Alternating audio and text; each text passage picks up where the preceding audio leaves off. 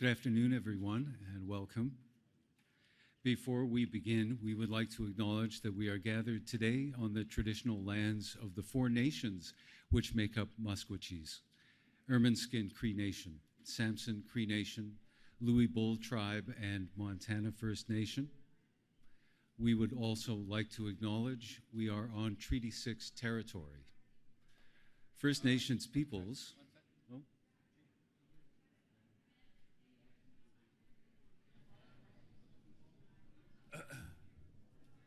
Excuse me, if we can be quiet in the back there, please.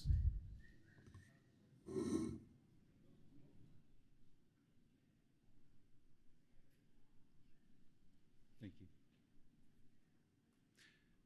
First Nations peoples have marked this territory since time immemorial, including the Cree, Dene, Saulteaux, Anishinaabe, Nakota Sioux, and Blackfoot peoples. We also acknowledge this as the Métis homeland and the home of the largest population of Inuit south of the 60th parallel. Hello, and welcome to our distinguished panelists and to the local, national, and international journalists with us today. We hope you've had a moment to read through and take to heart the trauma-informed practices and information that have been provided to you in the media guidelines document. This will help guide your questions and inform your reporting during the papal visits. Here with us today are Elder, Knowledge Keeper, Survivor, and member of Samson Cree Nation, John Cryer. St. Anne's Residential School Survivor and Advocate, Evelyn Korkmaz. Ermineskin Cree Nation Chief Randy Ermineskin. Samson Cree Nation Chief Vernon Saddleback, Louis Bull Tribe Chief Desmond Bull, Grand Chief George Arcand Jr. of Treaty 6 and Chief of Alexander First Nation, Alexis Nakota Sioux Nation Chief Tony Alexis, Frog Lake First Nation Chief Greg Desjarlais. After making their statements, the chiefs and survivors will be available for some questions. Questions will be limited to one per media organization. Microphones will be brought to you when you have a question. We have one for each side of the room. Please raise your hand and get the attention of our attentive microphone carriers. As time is limited, there may not be an opportunity to get everyone. However, this event is being recorded, and a link to that recording will be sent with statements and a media kit after the event. Now, a friendly reminder to please set all of your mobile devices to silent mode. And we will begin with a statement from Chief Randy Ermineskin.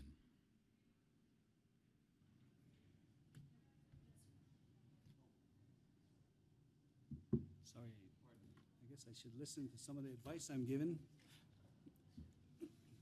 Tansea, naraskum naga kyo epe tagote gespe sita skoago gagi pe stomach sitsik. Wawasenam siga san. Iwa tanta pe mositanom digo ka oga petogo itame wino tape apewista kaponesta mat.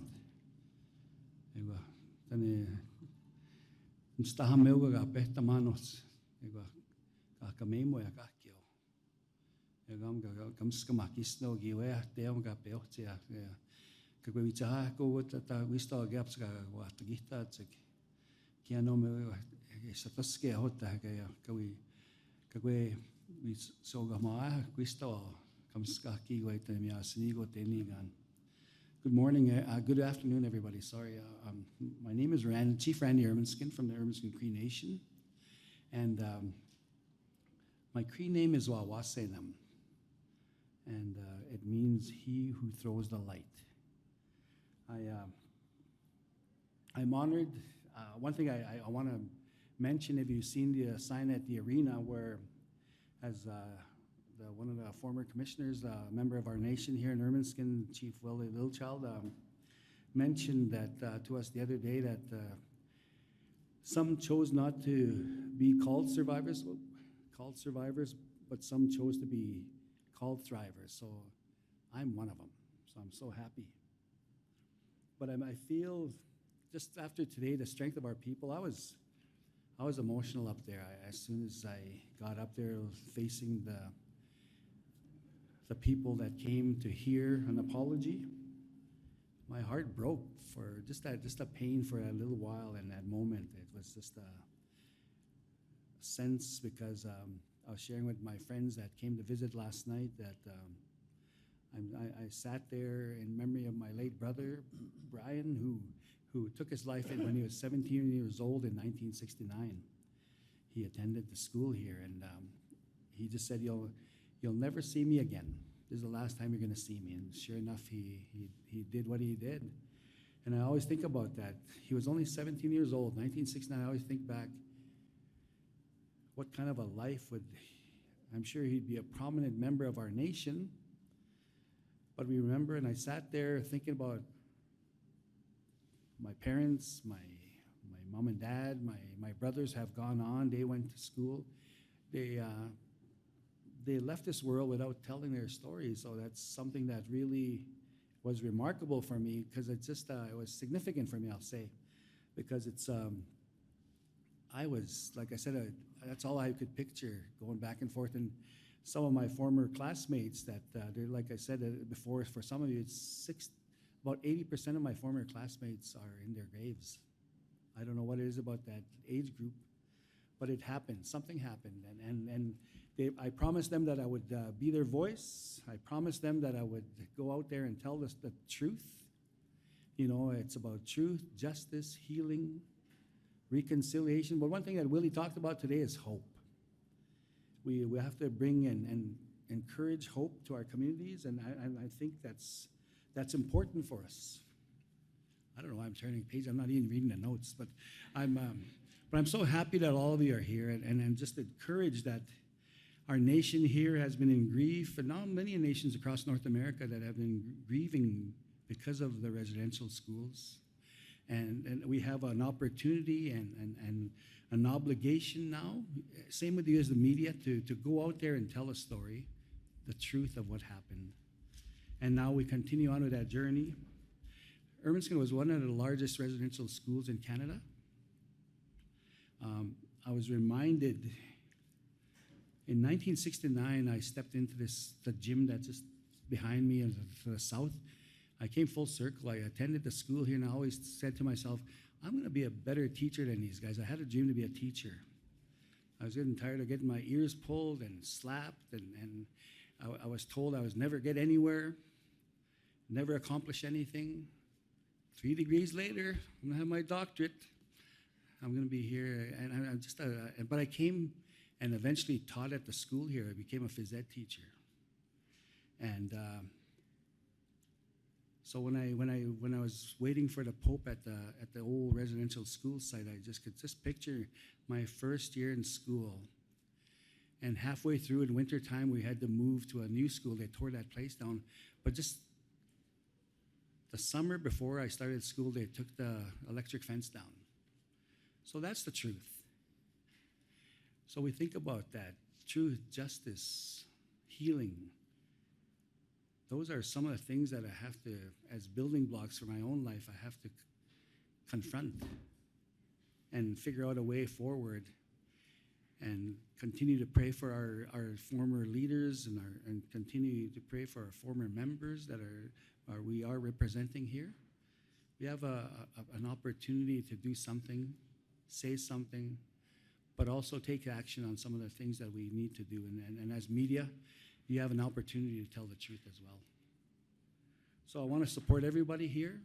I'm thanking the chiefs that came to support and even the visiting chiefs and also members from the U.S. that are here that acknowledge that they weren't recognized in the U.S. as having some of the residential schools in their areas and in their communities, in their nations. We think about them and we have to encourage them.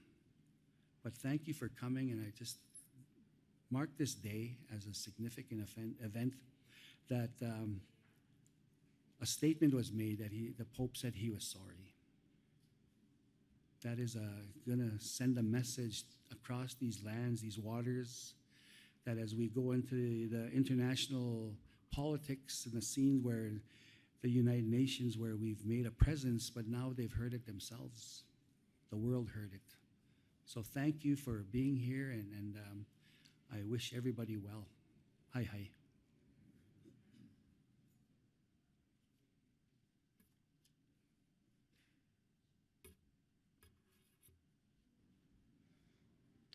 And we will now hear from Samson Cree Nation Chief Vernon Saddleback.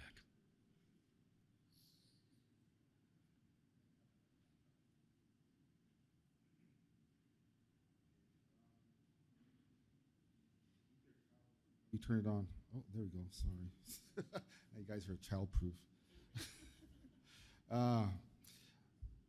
I sneak up at Netsigasan, and ask him to know,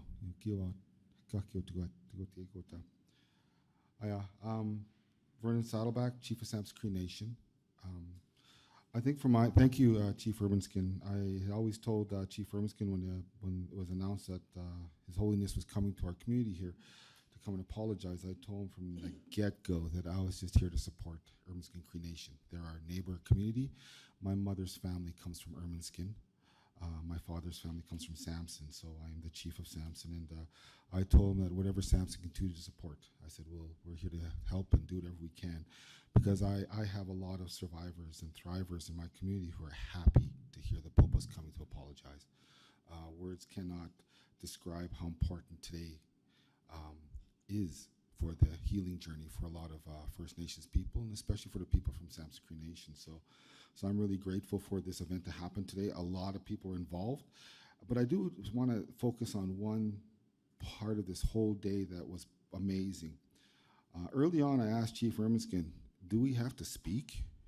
And he said, no. And I said, yes. Part of it is because with His Holiness coming, it can't be, him coming to apologize is historic. It's important. And for myself as chief, I did not want this being politicized. That was my one wish for this whole thing. So I was glad no one got to speak except him and Chief Wilton. Wilton was part of the entourage that went to the Vatican to invite him, and Chief Wilton welcomed him. And he's the only one who was allowed to speak. The Prime Minister was here. The Governor General was here. We had politicians from Alberta. Our Grand Chief from Treaty 6 is here. We had the AFN National Chief here. And none of us spoke. Because for me, as Indigenous people, people from this land, sometimes we need to sit back and we need to listen. And for me today, with the Pope apologizing, today was a day for everyone in the world to sit back and listen.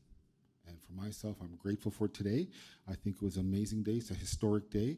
And on behalf of my elders and all the people who've gone to residential school, I came to this residential school myself till grade 4.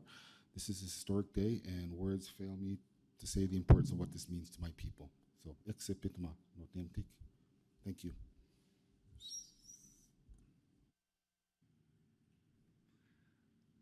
We will now hear from Louis Bull Tribe Chief Desmond Bull.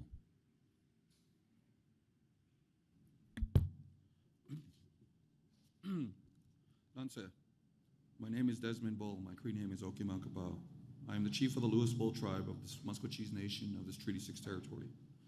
Thank you for being here to witness this historical moment. As children, many of us were robbed of our innocence in childhoods. We lost our language and our culture. The trauma we endured and inherited as long-lasting and systematic effects on our people. As a day school survivor, I am subject to trauma that is carried into my adulthood. I am still healing and reconnecting to the traditions that our ancestors were not allowed to pass on.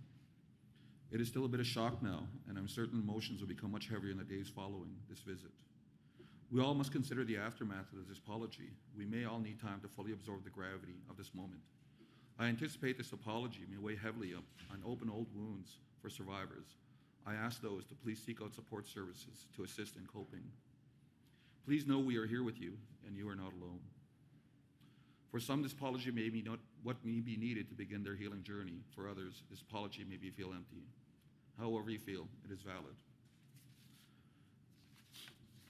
I just want to share something, speak from my heart at this moment. As I have this platform allowed to bring this forward, I welcome this opportunity. If you want to help us in healing on our journey within this country or within this province, please telling us. Please quit stop telling us to get over it. We can't get over it when the last of our residential schools closed in the mid-90s. We can't get over it when our survivors are still here. We can't get over it when that intergenerational trauma impacts every youth, every member, and everyone who had a family that is a survivor of residential schools. Instead of getting over it, I'm asking you to get with it. Get with learning about our history. Get with learning about our culture, our people, who we are. Get with reaching out to your neighboring Métis, Inuit, or First Nations person and learn more about them. You want to help with our healing? Get with part of our healing and be part of that journey. This is what I ask, and I hope people will see this. So when you see a First Nations, please don't tell them to get over it, but get with it and understand who they are and understand why they're going through the trauma that they are going through and be a part of that healing journey. Hi, hi.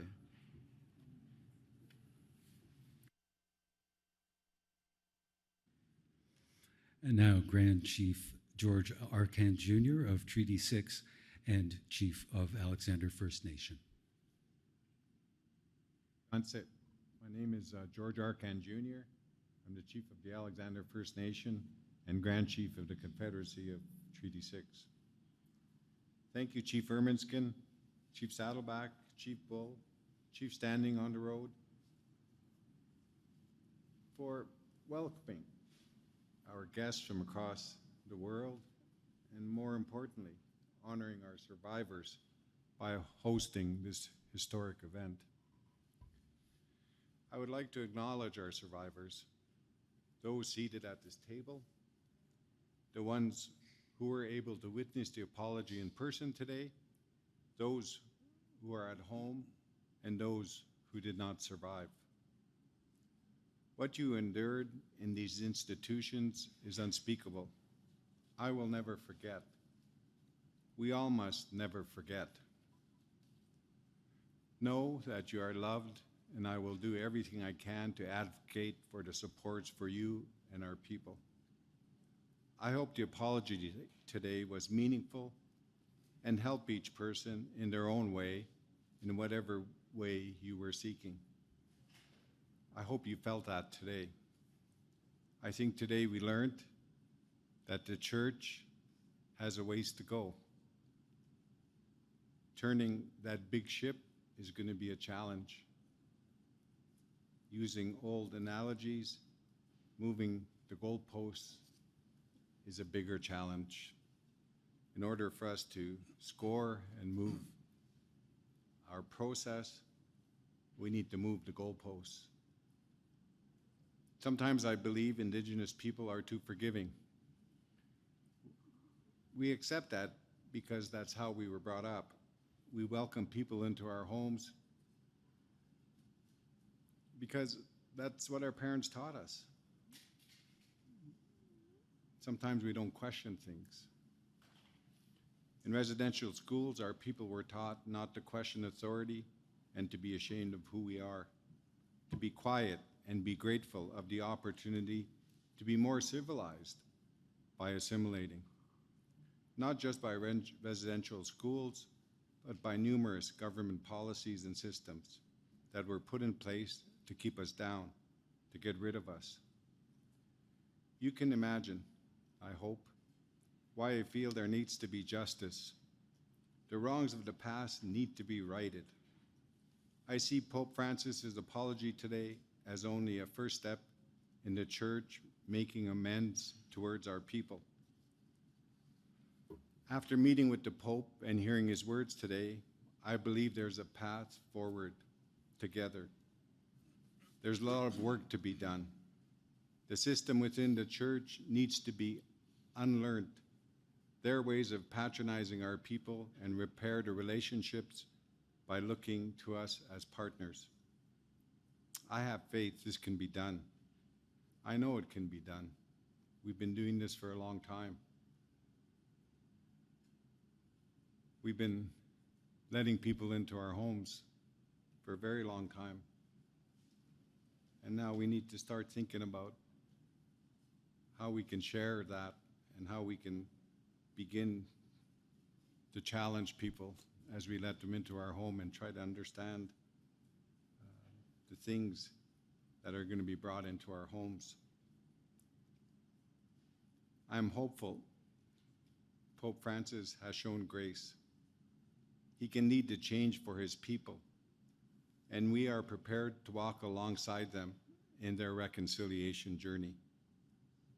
I thank him for honoring our request to deliver this apology in person.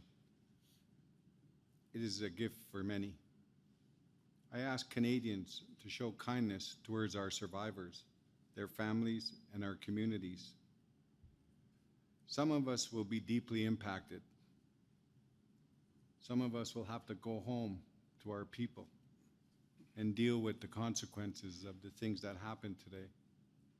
Some of us will have to, for years, continue to deal with the fallout that has happened. I am hopeful that the Government of Canada and that the Church will work with us to find a path forward. As of today, we have no agreement. We have no commitment by the Church or by the Government of Canada to move things forward. We hope and pray that by the end of tomorrow, when people in the world and everywhere start to understand our plight, that the Government of Canada and the Church will reach out their hand and say, let's get serious. Let's talk about doing something that matters. Keep our people in your hearts and in your prayers. They will certainly be in mine. Today, I believe we begin a new journey. Today, I believe we now start to have to do the work necessary to make things better. And I sit by my fellow chiefs and survivors to build that new road, to create a better place for our people to live. Hi, hi.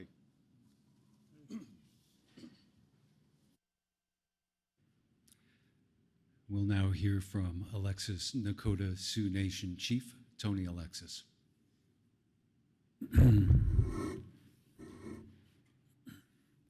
Aborstet ipenoito ninaha banin. I'd like to acknowledge the Maskwacis chiefs for hosting us here today. All their people, their elders, their young people, their survivors. We hold them up today for taking on this responsibility to look after this apology that was made here on Treaty 6 land. It's important for us to acknowledge that the harms that happen here on this land, the apology was given here on this land. That's really important to recognize. You know, we stand with the survivors, we think about them. And then we also remember the children and the grandchildren of the survivors who have passed.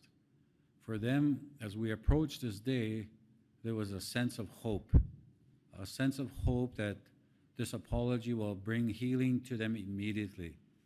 It's unfortunate that that cannot happen. Pope Francis apologized, and for some of the people that we know in the audience who speak Spanish, what I heard was that when he said, "I'm sorry" in Spanish, it had more meaning. And that's just like us when we speak in our own language. It has more meaning, it has more depth, it has more content. And so, unfortunately, we couldn't understand that language, and we tried to utilize the English language to comprehend what really happened here today. And so there's a lot, you know, of hope that people brought here. And as soon as the apology started, people were triggered immediately. You could see it in the audience. You could see it and you could hear it from different messages we were getting as we were sitting there, that it triggered an opening of a wound again. And this wound that has been opened again, we can't just leave it like that. We really have to take the steps to make sure that we help heal and recover our people. And we're doing that on our own as Native people. But the partners that are participating in this, the people who help cause this through policy or through their own hand, which is the church and the government, they too need to step up to this. You can't just say, I'm sorry, and walk away. There has to be effort, there has to be work, and more meaningful action behind it. There was a call for an investigation. The investigation has to be done not by Canada. It has to be done by an independent. So there's a lot of work that still has to happen when we were thinking about this. And, you know, we are trying to find what is it we're going to do. And for everybody here that could not make it, we are here for you as a witness. And we've observed the songs that were sung by our people, the feathers that were carried by our leaders, the elders who were praying for us and hoping that we do a great job, even as leaders sitting here right now. We were your witness. And how we perceive what happened today, it could be a failure or it could be a positive. And it's for everybody to judge that on their own, because it affects everybody at different areas of their healing. But we know there are many who are focused right now on the thought of healing, and our prayers are with you all. Our prayers are with you and our thoughts are with you. The work is going to come from us. The outside have never really brought good medicine to us. It's always been us that looked after one another for thousands of years. And we will continue to live in that way, and we will continue to grow in that way. But the apology that was made was validation that that really happened. And for the non-Indigenous community to witness them saying that this really happened is a validation for everybody of healing. And recognizing that there will be a wave of emotion throughout this country, as well as in this region. As host for tomorrow's event, we have our relative, our brother, Don Burnstick. He's going to be in Alexis today at 7 o'clock and at the camp that we're hosting, and he's going to be doing a show. And his theme is that it's healing through laughter. So we invite everyone to be there as well. But I just want to say to everybody here, thank you for being witness today. All the media who are here from all over the world, the people are watching. And we too are storytellers. So the story you tell has to be told in a way that today is a historic moment in life that says that we are standing on our own too. And that we, because of how, in spite of how hard it was to share the tough stories that our people shared, that brought the leader of the church here to come and apologize here on Treaty 6 land. We brought the Prime Minister of this country to stand here and be a witness as well. And we also brought the Premier of this region to be a witness. And so to all the survivors, thank you. And I just want to say to everybody, Ishnish, look after one another. Thank you.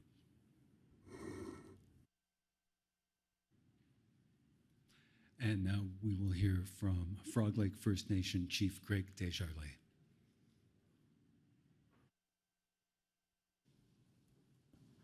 Hanista, Nanaska Mao, Mamotawi Mao, Nanaska Mao to Winskow, Asemina Tamskat now Kakyo.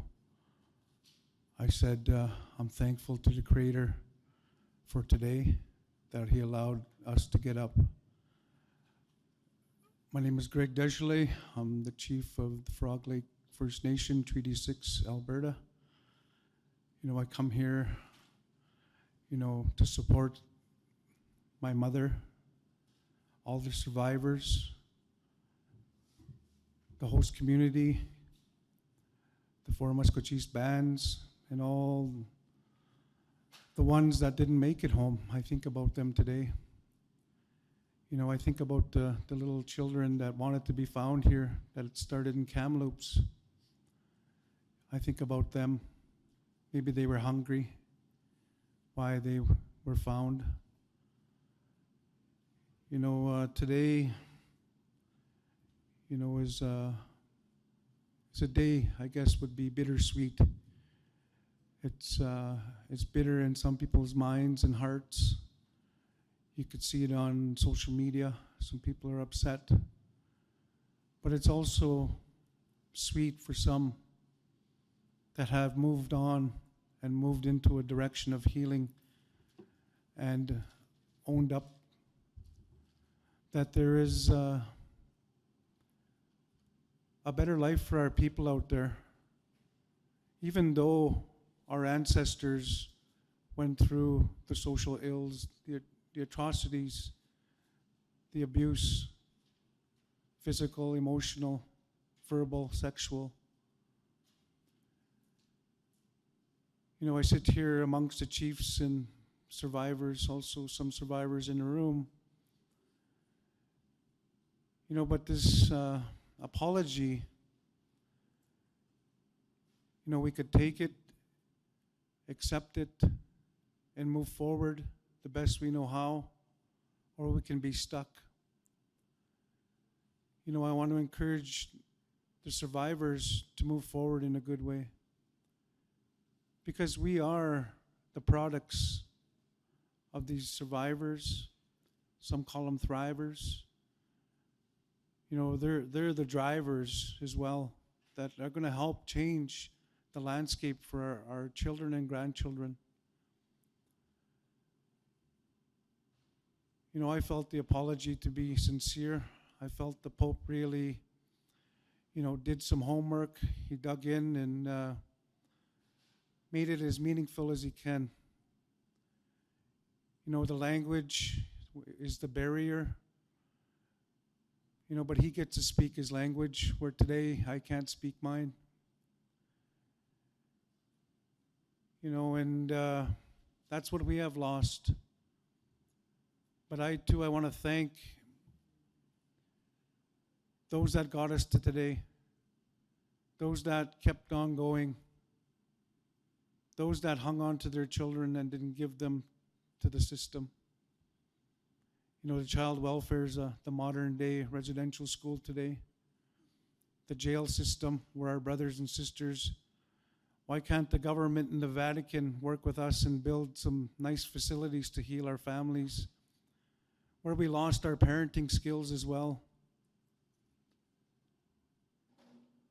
You know, but I too, I'm an optimist. I believe that there's hope for our people. You know, our people come a long ways just by using their hands, their heart, their mind, their work ethic. You know, so I just want to thank each and every one of you for being here and for listening to us as we are part of history today. You know, and in closing, I had to learn about the Vatican flag yesterday real quick because it intrigued me. There was 2 keys on that flag. And the individual from the Vatican said, it's in the Bible. Those are the 2 keys to heaven. So what I'm hoping here today is the Pope brought our key as First Nations people to heal, to have a better life, to prosper. You know what, like I said before, First Nations were never part of the problem here on Turtle Island. Our kindness, once again, was taken advantage of. You know what, but that's a teaching for our children, to be kind, to greet each other in a good way, to love, to respect each other. And we can learn off our children, and they're the ones that will help us break the generational trauma. So with that, Nista, I'm thankful for today, thankful to the Creator. You know, things happen for a reason. and let's learn to coexist the way it's supposed to be. I think about my relatives, my friends, and my families that are lost in addiction. They call them homelessness. And some of them have names for them as they stagger down these back alleys in these little towns. But them too are human beings. We pray for them today and we think about them. We are different shades of skin on the outside, but we're in this inside, we're the same. Remember that. We are all God's children. So with that, thank you for coming.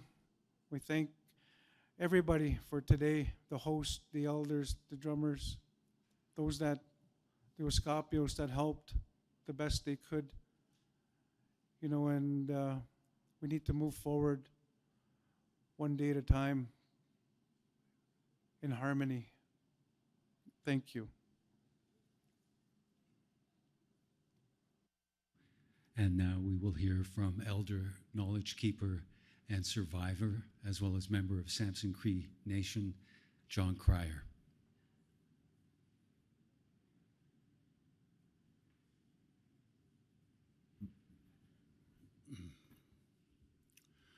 Tansai no ako magante kay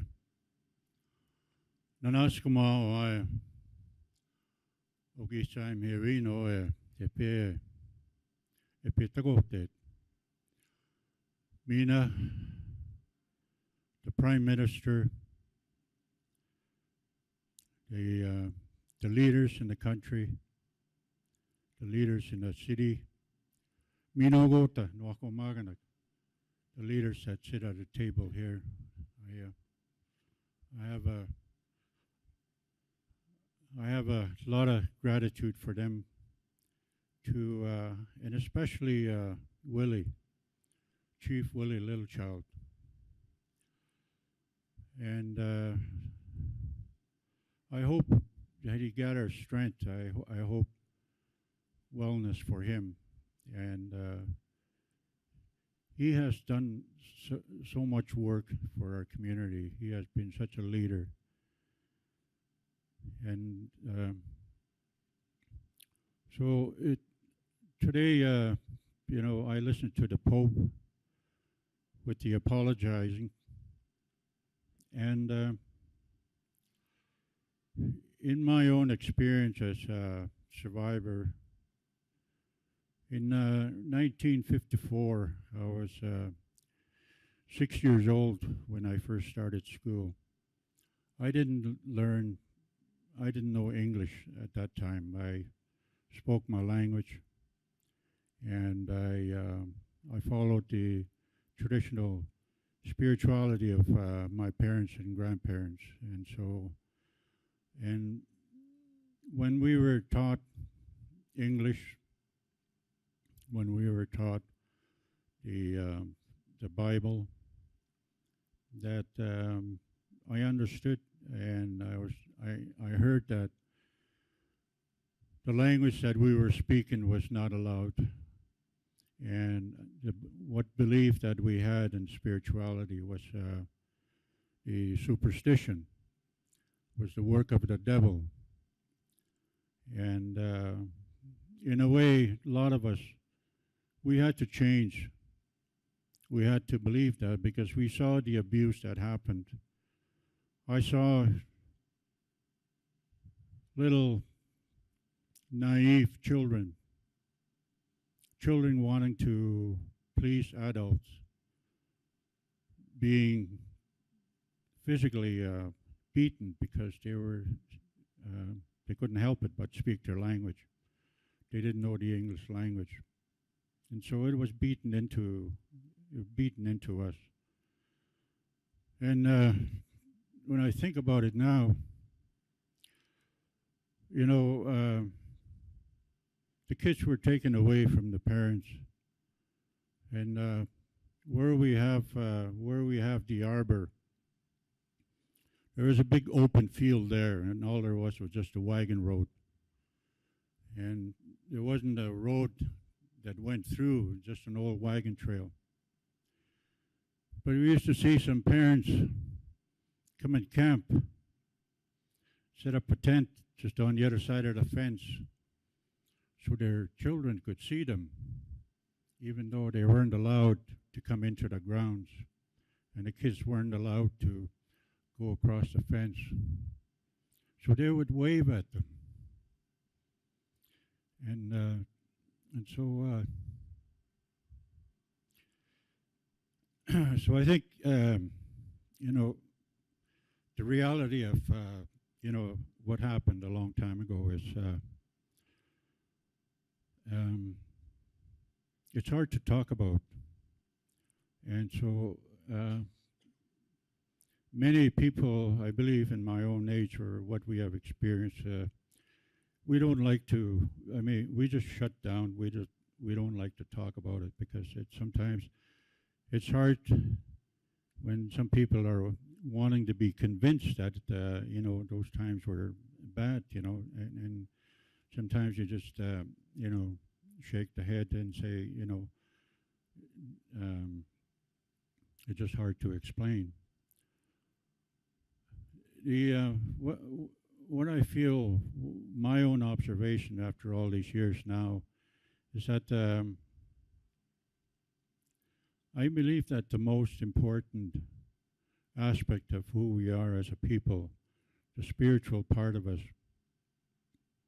was we were spiritually deprived, spiritually abused. And by changing our belief system, it changed our belief system in what our parents, our grandparents had taught us. It changed our belief system of what gave strength to the community, what gave strength to the reason to speak the language. I was fortunate that when I went back, that my parents were still, they would only speak to us in our language, and so we were fortunate. Even though I had lost most of my language, when I went back and when I left school, because most of my family and my people of my peers were in our traditional spirituality, and so that became home for me, and so that's where I relearned my language again. It just didn't felt good. It just didn't feel good to speak the English language inside the sweat lodge or inside the lodge of any kind. And so speaking the Cree language came back, and that's what really helped. Today I'm involved in a lot of different organizations. And one of the organizations that I'm involved in is we're talking about appropriation. And I believe now what happened is that, we use the word white people. And, for me, I say quote unquote white, because there really isn't any nation that I know of, any country that I know of that's called white. So what I understand is that it's a concept, a mental concept that has been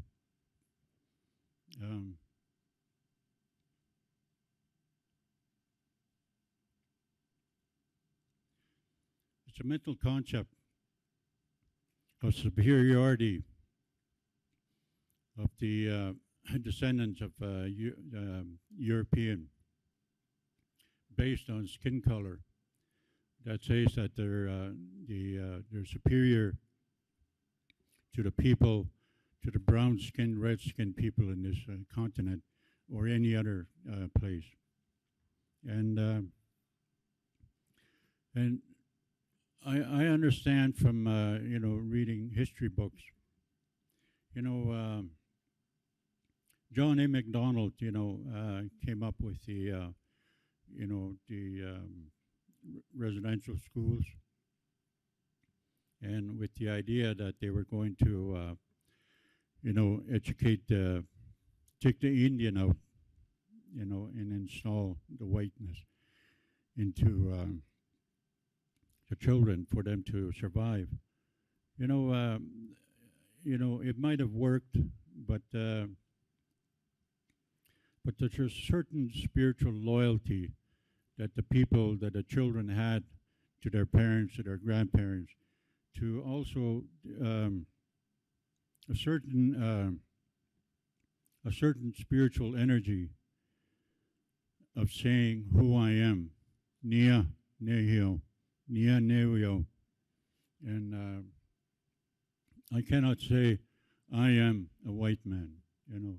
I can only say Nia Nehio. I am a Plains Cree. And when I say that, I acknowledge my parents, my grandparents, all the people in my history, all the people in our history. We have survived on this land for, thousands of years. We are of this land. And when the settlers moved into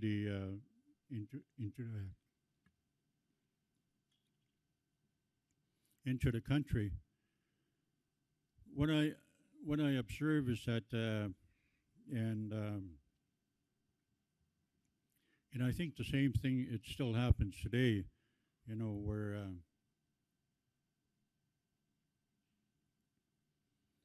we demonize, a certain country, and then we bomb the heck out of it, and we don't have to feel guilty. Our people were demonized on this land. We were called savages. We were inferior to the superiority of white, and so it was okay to take the land.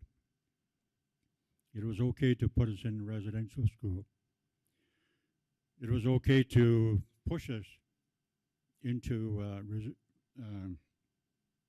reserves where the land was mostly, rejected.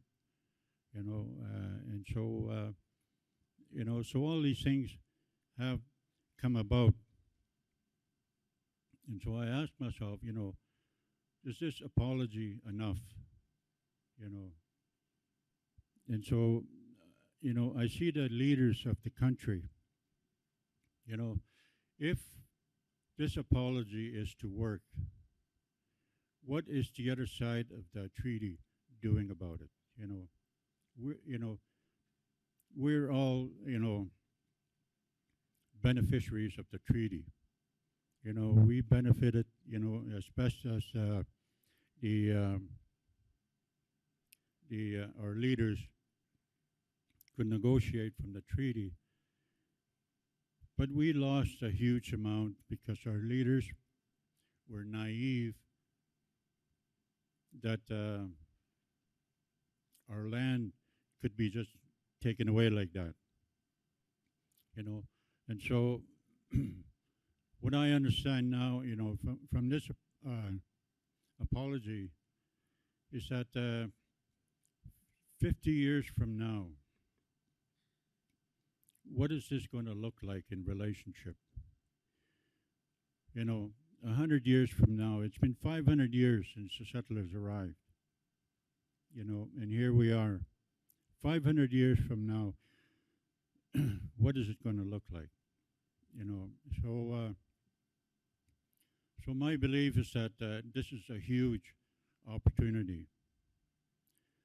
You, the press, are the spokespeople.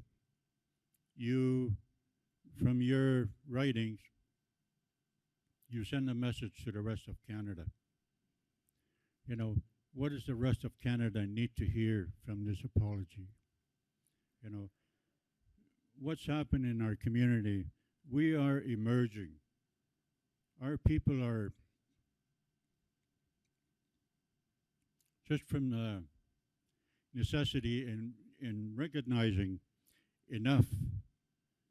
We are now beginning to stand strong. We are beginning to heal with each other. We are beginning to heal from these wounds. And my thought on that is that we are much greater than the physical abuse and the sexual abuse, the mental, spiritual abuse that we have experienced. We are much greater than that. And we are beginning to, we begin to see it in the children and the youth who are now graduating. And so the time, I believe, is changing, and so, as the people get stronger, we want to bring the men out of the prison. We want to bring the women out of prison. We want to bring the children home from foster homes. And so we believe and we know that we can do this work. And it's always been with us but we have never had that control. And so now, it's an opportunity to share the land. It's an opportunity to share the resources. It's an opportunity to share so that Indigenous people can walk the streets and feel safe. Indigenous people can walk in town and feel included, not harassed by the police or identified as vagrants. We are of this land. We are not vagrants of this land. And so, this is the message that I get from the Pope. He has done his apology. And so the church and the rest of Canada, the governments, while we're doing this work of healing, I'm expecting that they also,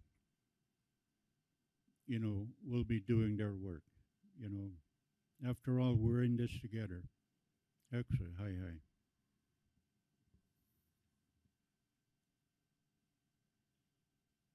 And now we will hear from St. Anne's Residential School survivor and advocate, Evelyn Korkmaz. First, I would like to thank all the chiefs from Treaty Number 6 for welcoming me to their land, to allow me to hear the Pope's apology. Thank you very much. English. It's been a very emotional day for me as a survivor. I had my ups and downs, my hoorays, my disappointments, my wanting more and not getting it. I've waited 50 years for this apology, and finally today, I heard it. And unfortunately, a lot of my family members, friends, classmates, and members of my community that went to residential school were not able to hear it because they had passed on through suicide, alcohol addiction, and other substance abuse or whatnot, because they could not endure or live with the trauma that they endured in these residential schools. Pope Francis said today that he wanted to walk, pray, and work with us, to seek justice, truth, and reconciliation. Today, I heard an apology. I was hoping to hear some kind of work plan, how he's going to reconcile, because reconciliation means many different things to many different people. St. Anne's residential school survivors have been fighting for 10 years in the courtrooms of Canada, and we have not sought justice. St. Anne's residential school is the school that had the electric chair, and a lot of my community members were put on this chair. That's torture. I have gone to the UN, to Geneva, Switzerland, 3 years in a row, 2018, 19, and 20. And I was planning to go in 2021, but COVID hit, so I stayed home. I spoke to the UN and asked them to respect the rights of our Indigenous people in our own country. This is our country. We welcomed you to our country, and we were shown disrespect. That's not right. No other country would put up with that. I'm hoping to attend the Quebec Pope's visit. There, I'm hoping that he extends his apology with a work plan on how he is trying to seek reconciliation with us, how he wants to work with us, because there was no mention in his apology of releasing the documents that we desperately need across Canada. These documents have our history. These documents hold where these unburied, lost souls were buried. These documents hold the identification of these children. It would give their families, loved ones, closure. Everybody needs closure in order to heal and move on. And this is all we were asking, is for those documents to be released. They belong here in Canada. They belong to us. This is our history. They don't belong in Rome. They belong here.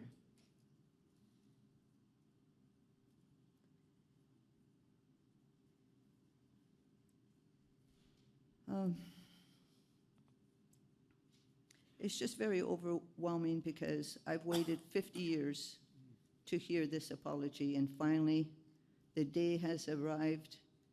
Part of me is rejoiced.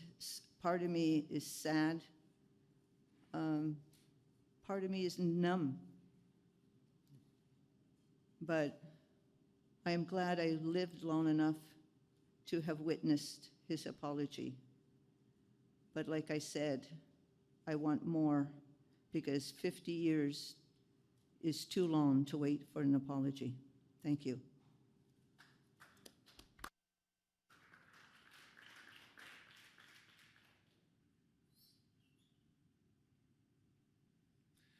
Thanks very much. We'll turn to questions now. If you have a question, please raise your hand and we'll have someone get a microphone to you. And just a reminder, we would like to limit questions as time is limited to one question per media outlet. Please state your name and the name of your organization. Hey everybody, thank you. My name's Jeff. I'm actually working for Samson Cree Nation and Ermineskin Cree Nation. So I just want to thank you for inviting us and welcoming us to Treaty 6, to the lands here. If the chiefs are okay, just for all the media here, if you can, there's a powwow in a couple weeks. You should come down. Maybe you can let us know about the significance of Wilton Littlechild, Chief Wilton Littlechild, passing on the headdress. Obviously, I'm not asking to speak for Chief Wilton Littlechild, but maybe a lot of us folks here don't understand how important that is and what that actually means. And I'm hoping somebody, it can be anybody, who would like to take that. Thank you.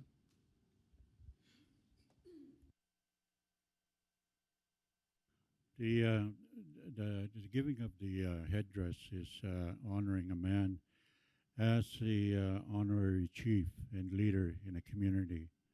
And so in doing that, he's actually adopted him into as one of our leaders in the community. And so it's an honorary, it's an honoring of the man. It's an honoring of the work that he has done. And it also is recognizing from the community that here is a man that belongs into our tribe.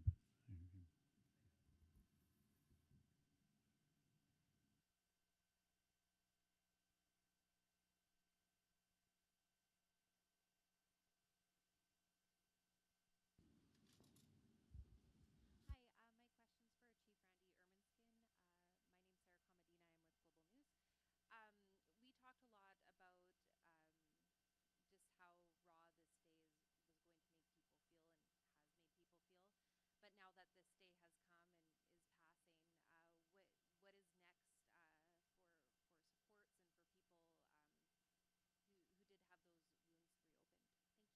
wounds reopened? Thank you. I think the biggest thing here, and it was mentioned earlier that the Pope came to make an apology, and forgive me for saying this, but he didn't bring a checkbook, right, to fix all these things.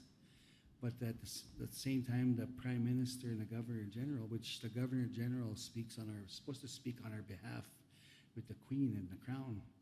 So she has a responsibility. She heard that there's an apology, and her work begins now to remedy some of these things with whatever services are available for our survivors and those that did not make it. I think that's one thing that my brother, former chief from Alexander, said, what about my parents that didn't make it, right? What are we doing to honor them?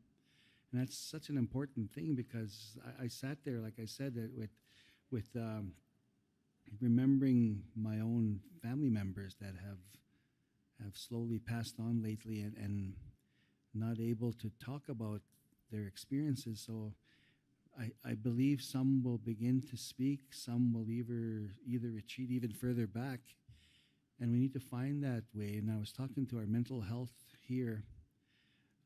They're saying that they're going to monitor Facebook and see what's going on. You know, I think that's a really good way of tracking. But right now, it's important that they have to come up with a plan. What do they need to do? You know, it's something where, well, 3-6 months is going to be good. It's not going to be. This is, like my sister said here, 50 years she's waited, and she's still not convinced that things are remedied.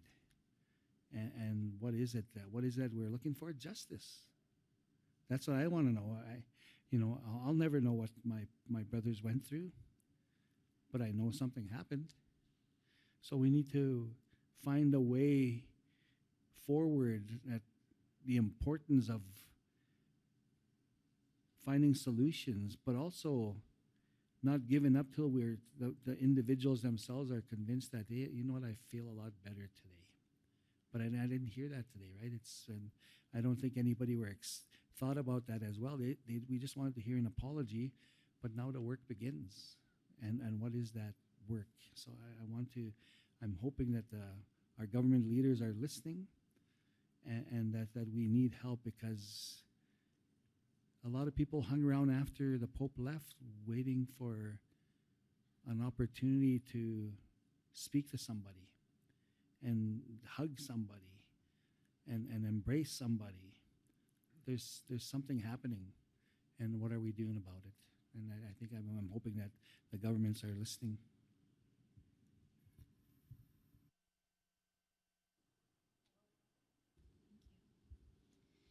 Hi, my name is Fakia. I'm a reporter with the Canadian Press. I was wondering if any of you can describe what happened after the Pope's apology. There was a woman who seemed like was singing "O Canada" in Cree, and I was wondering if you can translate what she said and what she was trying to say, maybe.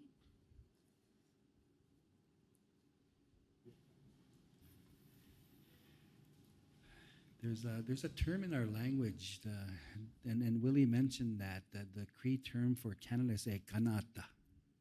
this land was, I think there's a statement that the Freedom Convoy said, true north, strong and free. Our land was pure, and it's hurting, and because our people are hurting. So and that's what she was trying to demonstrate. This land was, before the settlers came, before this disruption, we had a way of life.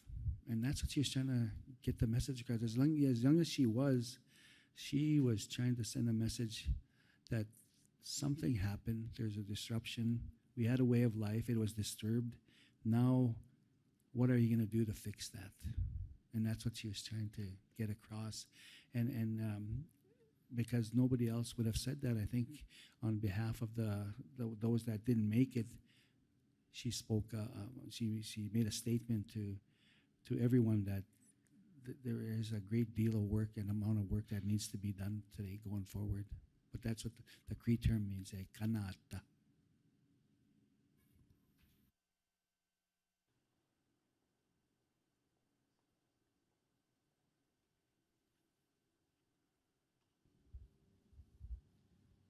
Hi, I'm Chico Harlan from the Washington Post. As a journalist, my ability to interpret the way the Pope's words are received is very limited, so I put this question to you with that said. It was obviously a very personal apology, but when he had the opportunity to talk about the entity of the church, he would instead talk about many members of the church, and in that sense, he wasn't talking about the institution. So I wonder if you took note of that and whether that left you feeling that the aspect that aspect of the apology was a little wanting.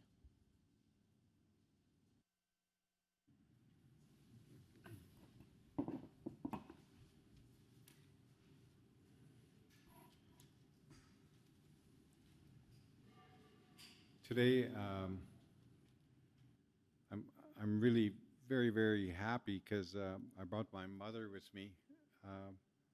My mother's not here, but she has a cross, and my mother is very Catholic, and my mother would have been very pleased to hear and have the Pope come to Canada and come to Alberta and talk about the things that our people have been struggling with for many, many years.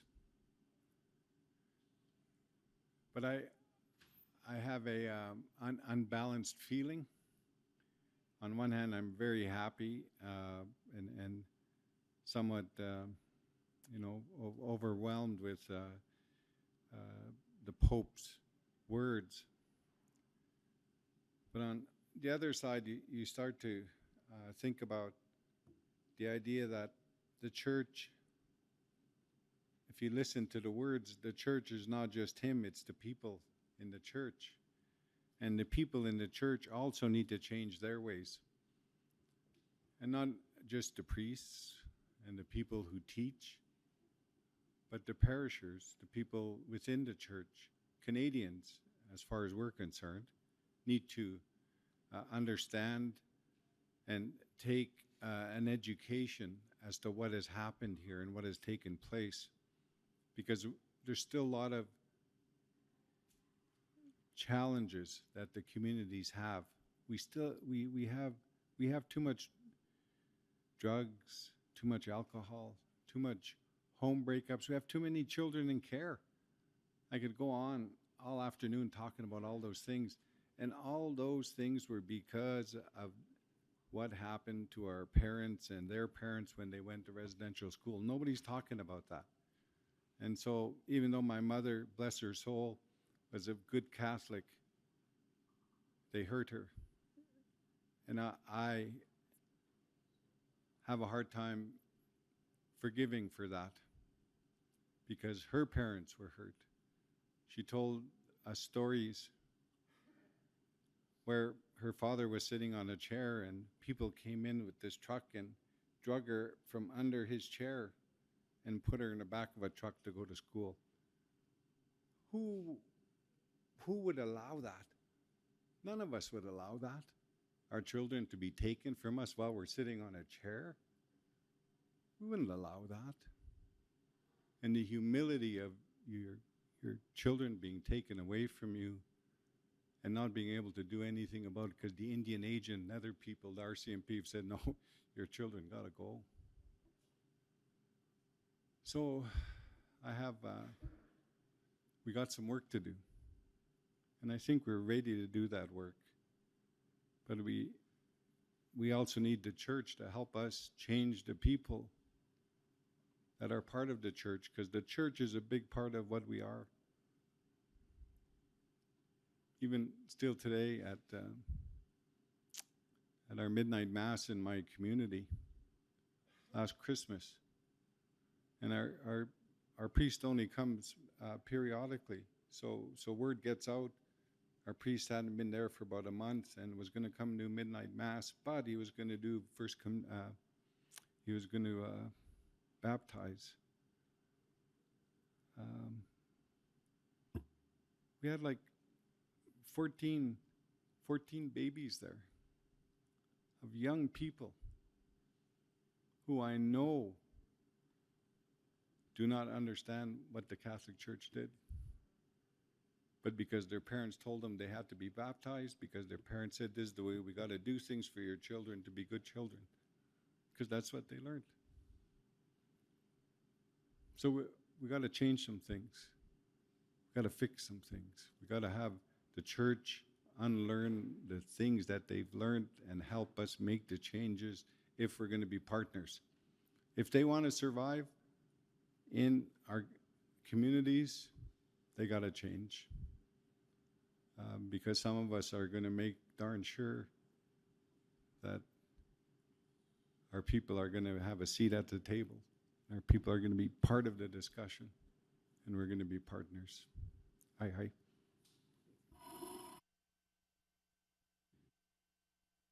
Were there more questions? We're packed in here pretty closely. I want to make sure we don't miss anyone. Oh, okay. Thank you. We'll just pass the mic forward to you. Thank you. Hi, I'm Daisuke Nakai. I work for the Asahi Shimbun of Japan. It's a similar question to the preceding one, but how would you compare the Pope's statement to the one he made in April, and what was the difference for you? This is probably best for Grand Chief Arcand.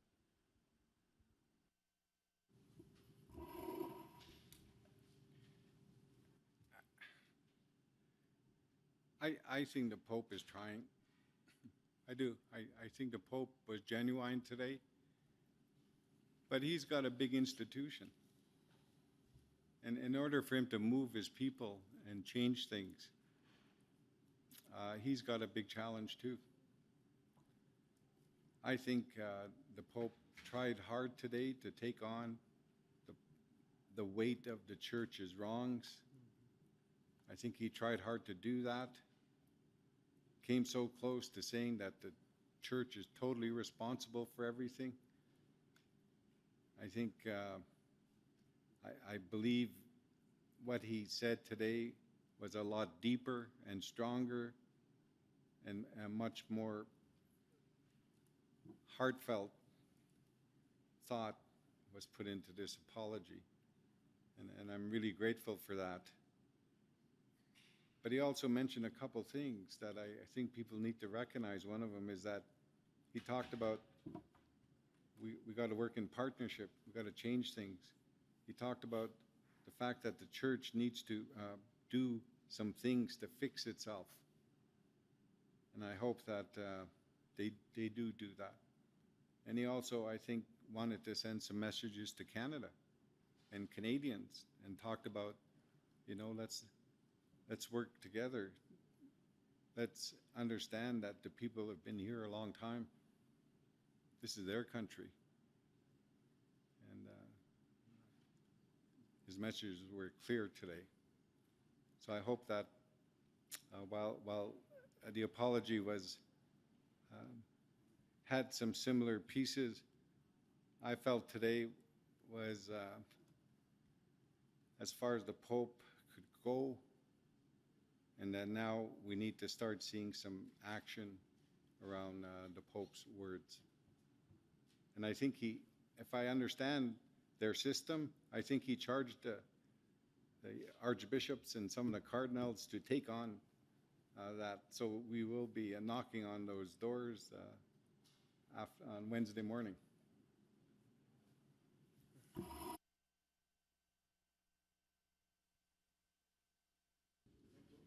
Oh.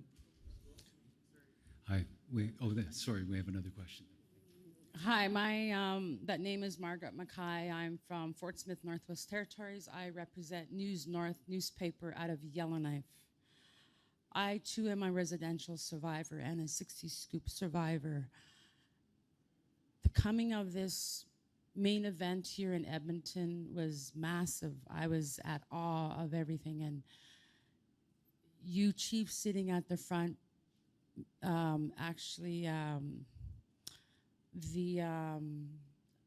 the event was well planned and organized, so kudos to you all, and the food and your security, and also thank you for allowing us to come here. One of my main questions is that now that you leadership are aware of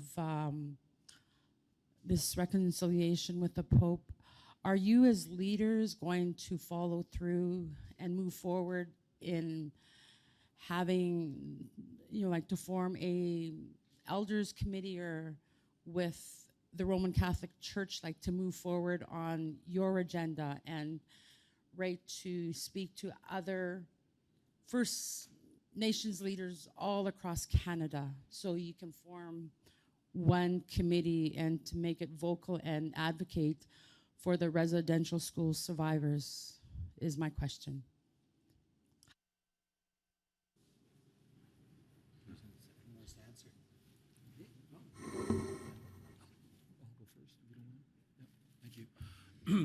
Thank you for that question. I think it's a very good question, especially in light of the events today. I think him coming to apologize, means a lot in regards to us creating that first step toward healing. But also, when I say this, I speak of our brothers and sisters, within the United States, within Central America, within South America, that were impacted the same as us.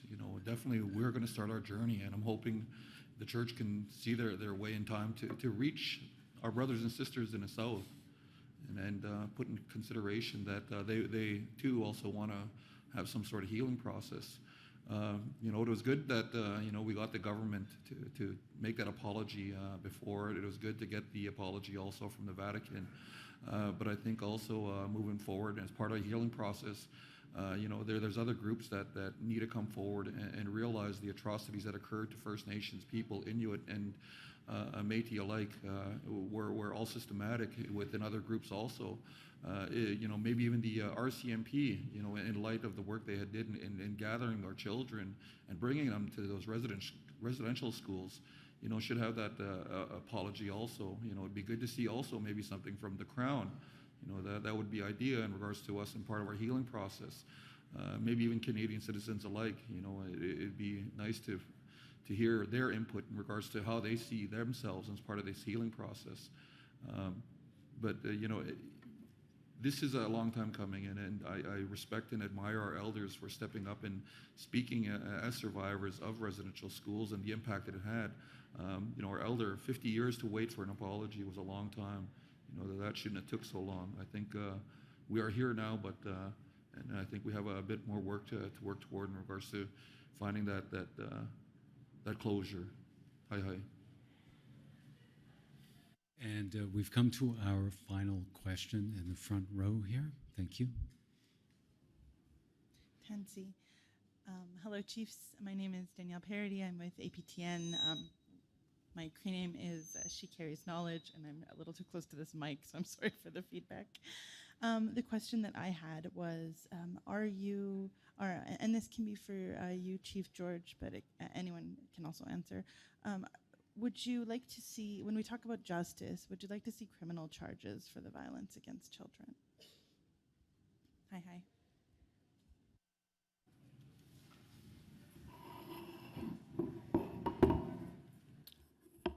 I just want to say, I believe it's a crime scene. I had an elder in northeastern Alberta remind us some of these schools had incinerators. She said you can smell this funny odor of something burning, and you knew it wasn't good. You know, just imagine if the tables were turned and it happened to you. I'll call you my white brothers and sisters. And you know, and I think it is a crime scene, and there should be an investigation like what was shared by an outside source, not the RCMP. And you know what? And I just want to share. You know, the Pope too is a human being, and he was a child at the time. You know, when this was going on as well, and for him to come, he's brave. To try and take that whole weight on his shoulders to try and make it all right. But it's going to take time. It's going to take time, and it's going to take generations for our people to heal. You know, because we lost a lot, and you know, it's genocide in the land of milk and honey, which I call Canada, where we are a peace country, where when something goes wrong in the world, we're the first ones there, but yet we don't take care of our own backyard. You know, and that's why First Nations are so far behind. You know, like all the programming, the infrastructure, the housing, the boil water advisories. You know, our people live in third world conditions across this country. You know, even that is not right.